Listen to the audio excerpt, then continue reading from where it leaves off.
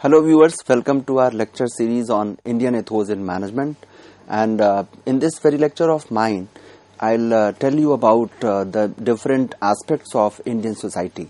This lecture is under special segment and it is for symbolic expression. Under special segment it is for symbolic expression. I'll be continuing my discussion of the previous lecture where I told you about India as in terms of geographical locations and then its spiritual heritage. Now we'll talk about India as a Rashtra, as a nation. So as a Rashtra, it is also an old concept. It is not as new as you think that it is only 75-year-old. The rebirth of Rashtra notion in the form of modern nation-state notion, it has not been a difficult notation. Indeed, with globalization, the very concept of nation-state, it may weaken because of the very emergence of the borderless world, or what you call as global village. So the world has become flat. The distances they have got eliminated, and it is not likely to wither away completely, although I cannot say that this distance is going to wither away completely. Instead, we may witness the emergence of a new concept in the form of an extended nation-state civilization, what we call as ENSC, that is extended nation-state civilization, which is supported by the nation-state concept. In some ways, India has already become an extended nation-state civilization because of the non-resident Indians, or what you call as PIOs, persons of Indian origin, who have settled around the world. They have settled in different parts of the world. And as a result of many little Indias spread across different parts of the world, we are now witnessing the emergence of the concept of extended India, which is originating from its extended civilization. The emergence of Indian diaspora is indicative of the extended India concept.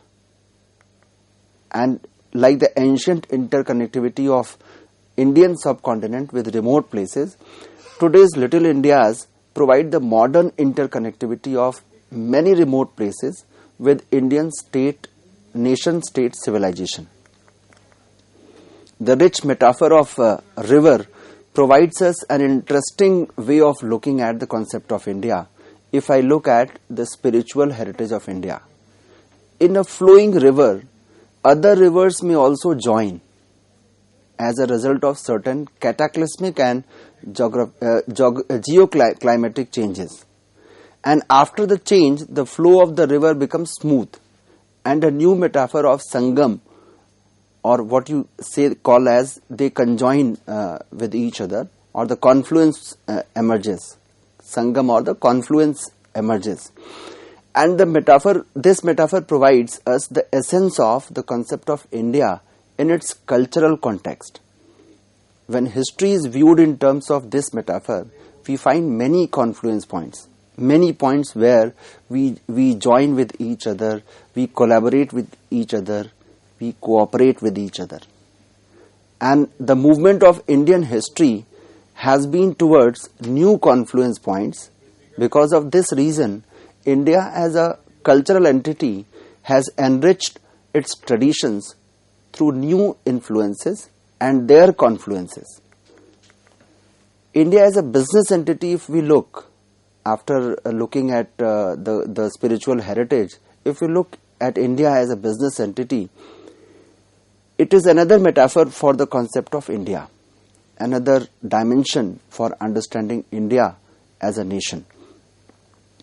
Indian trading acumen, it is known since the days of Sindhustan, or the Indus Valley civilization. And it is the trading skills that had kept India going, that had kept India moving. So trading gives the advantage of leapfrogging into any century, immaterial of the nature of technology. Now, India as a business entity is at a new threshold. As a business entity, it cannot only draw upon its old strengths, but also add new dimensions of strengths to extend its business frontiers.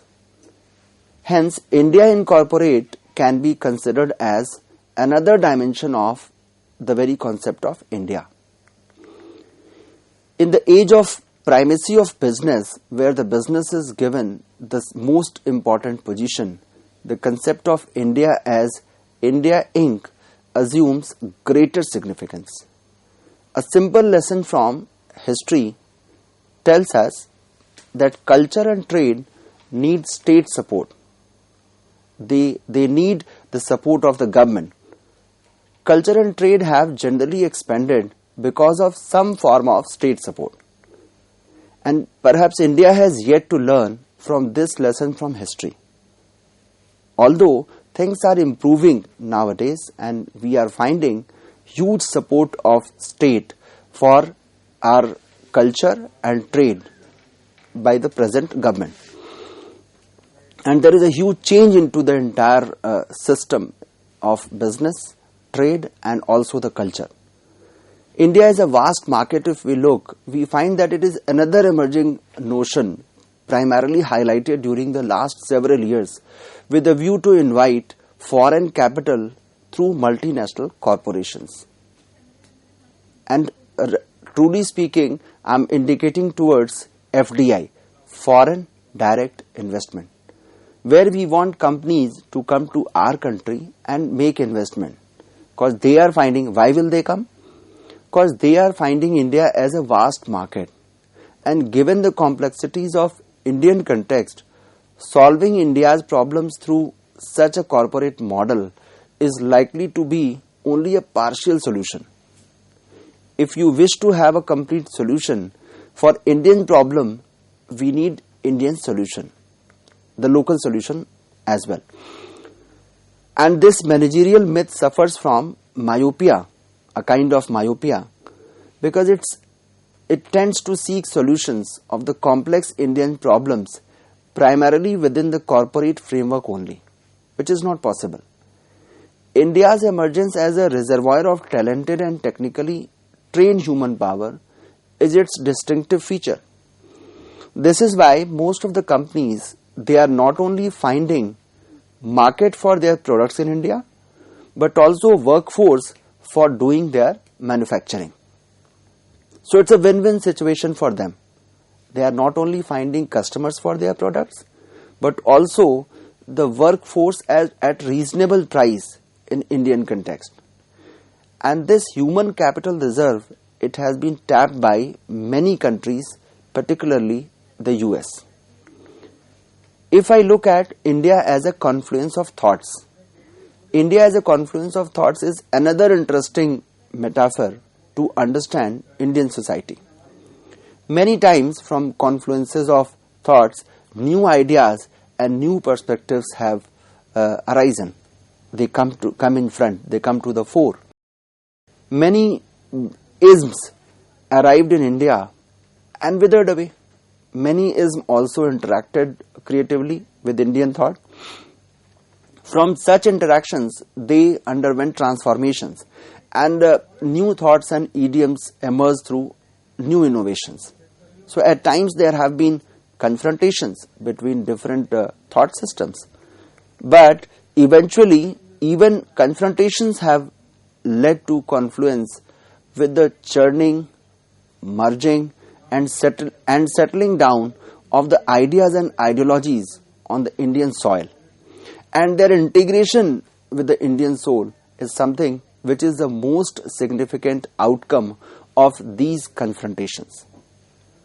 So I would like to repeat here that the integration with the Indian soul is the most significant outcome of such confrontations.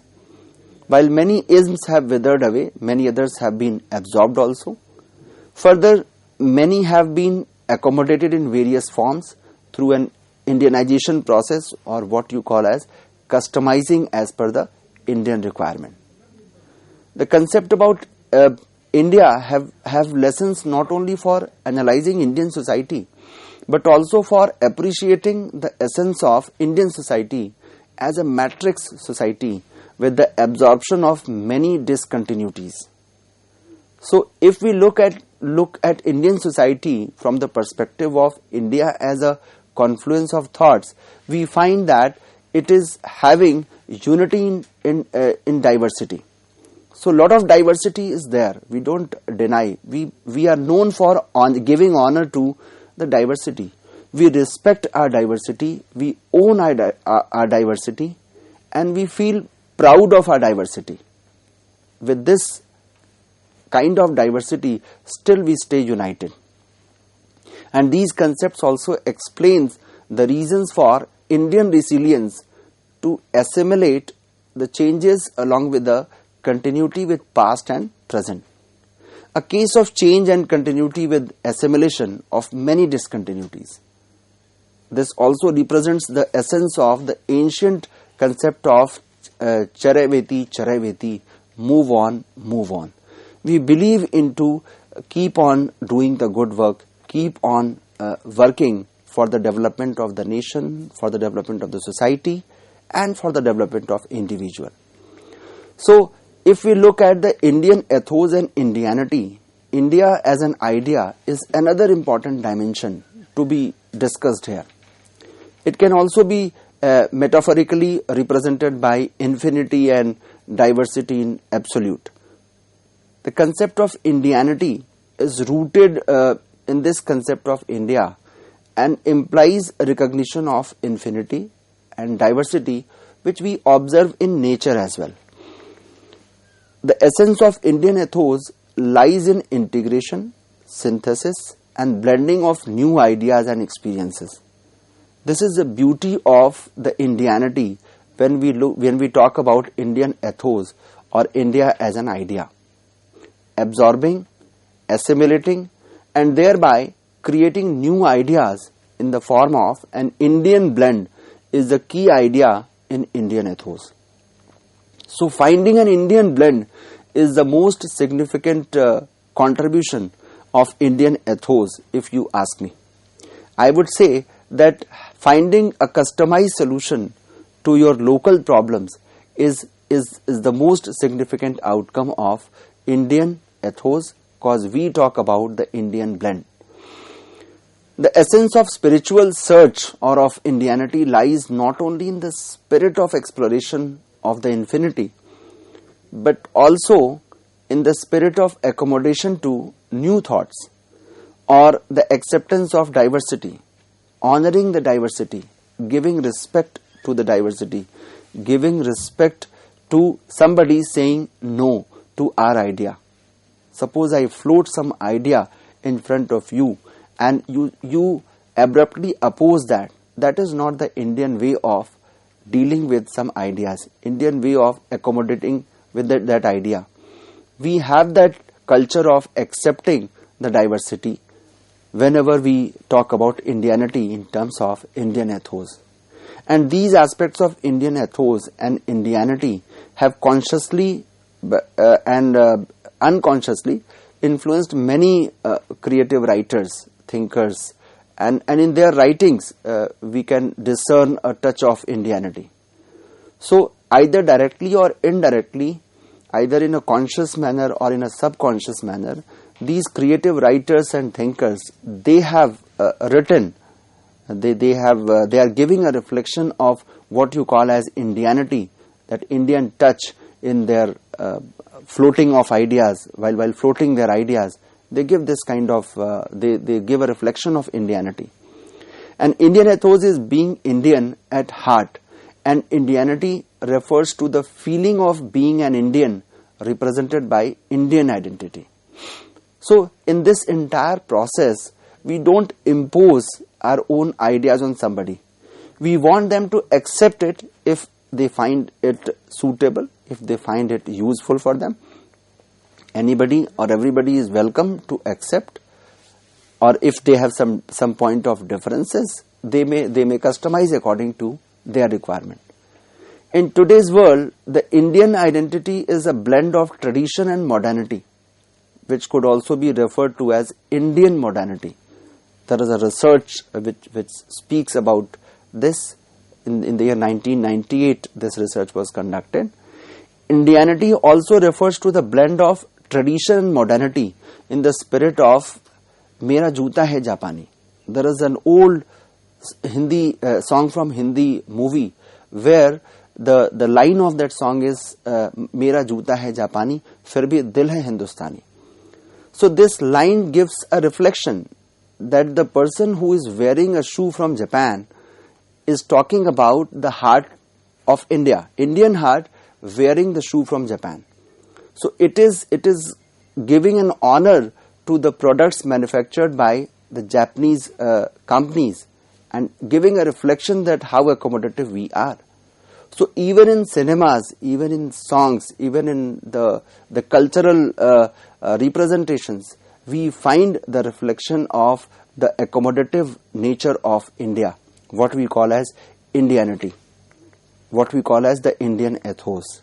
So Indian ethos covers all values, knowledge, wisdom and intellectual heritage about past and current India, recognizing the fundamental idea of India in terms of infinity and diversity in absolute.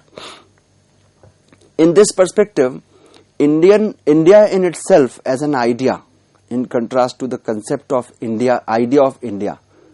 So India in itself as an idea in contrast to the concept of idea of India. While there are many analytical frameworks on Indian history, a creativity view provides us some refreshing perspectives of India. For a creativity view of history, we need to ask a simple question. Which are the periods of intense creativity in Indian history? What are the periods of intense creativity in Indian history? Asking this simple question is always an interesting exercise, as it throws up many new insights. You throw a question, you float a question in the classroom and find different answers, and sometimes we find a very unique answer also, which we could never ever thought of, that I'll be getting this kind of answer out of discussion. So that discourse, deliberation at times is resulting into the emergence of creativity, the origin of creativity. While opinions differ, some broad trends emerge out of that discussion, and we find many peaks of creativity spread over last several thousands of years.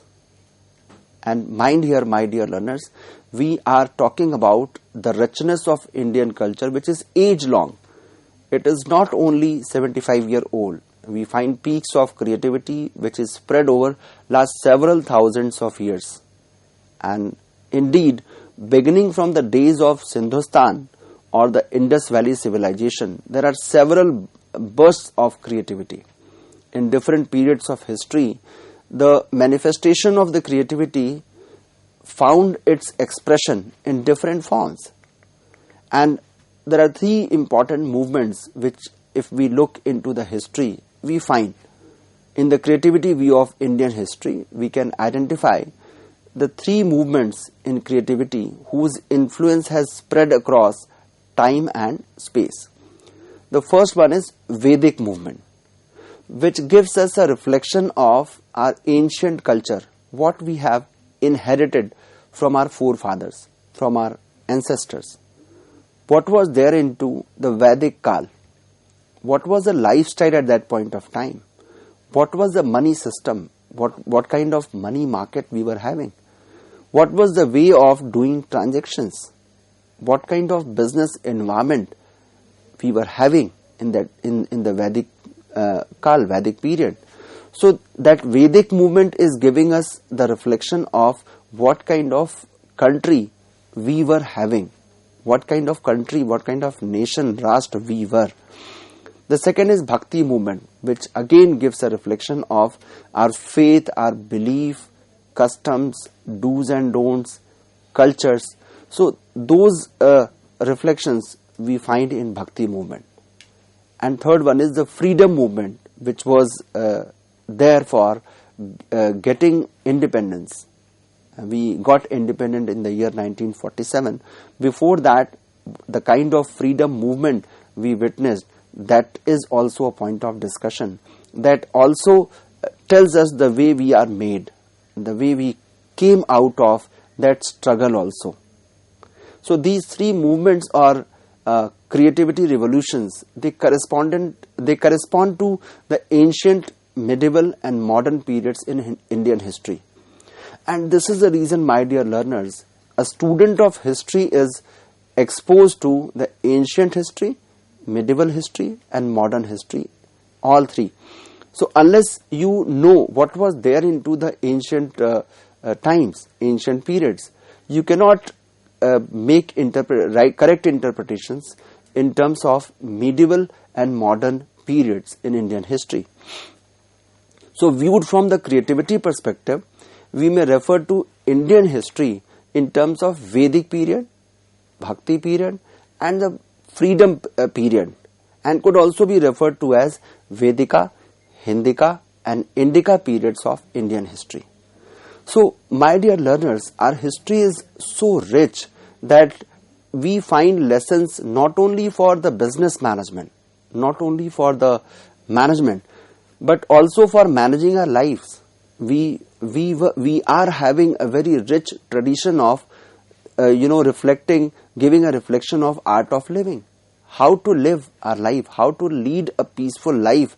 That is also being taught in terms of our cultural representations, our Vedic shlokas. We find the directions that how to lead a peaceful life, how to manage our life, how to manage our day-to-day affairs, how to manage our studies, the kind of Gurukul system we had, what kind of system we had for our education, for primary education, for secondary education and for higher education.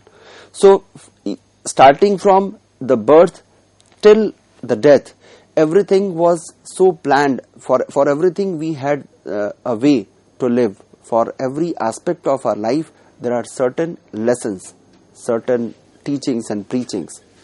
And this periodization of Indian history, it can have important lessons for us, not only for looking back but also for looking forward. Because we cannot plan unless we know what was there in the past. We learn from our own mistakes, whatever mistakes we have committed, and accordingly we decide the future course of action. And that is the prerequisite of an ideal planning. So as we move ahead, a new creativity movement to unleash creativity of India can be created, and this could as well be referred to as mind liberation movement, to free the Indian mind from the mind colonization influences of the last 75 years. So there is a theory of society, and a question comes, is there a theory of society? Is there an Indian theory of society? Another question in front of us. And the history of India may be viewed in terms of a creativity view and at the concept of India in terms of a moving society, where we talk about dignity of self, dignity of community and dignity of nation. So we find empirical evidence from the pages of history which is likely to favor dignity struggle hypothesis. Human life is struggle for dignity more than a clash of classes. Dignity struggle could find its manifestation in identity struggle. Quite often, dignity or identity struggles have become mass struggles leading to radical and revolutionary social changes. So, dignity struggles create conditions for emancipation, and world history is indeed a history of freedom struggles, freedom from hegemony of various types such as economic, political, social and cultural. So in this way, my dear learners, I tried to give you a reflection of the Indian society, India as a country, India as a nation, India in terms of geographical location, to give you a better understanding of Indian ethos. I hope you must have enjoyed today's lecture of mine. Acknowledgement to today's lecture goes to New Mantras in Corporate Corridors by Dr. Subhas Sharma, which is published by New Age International Publishers. Thank you so much.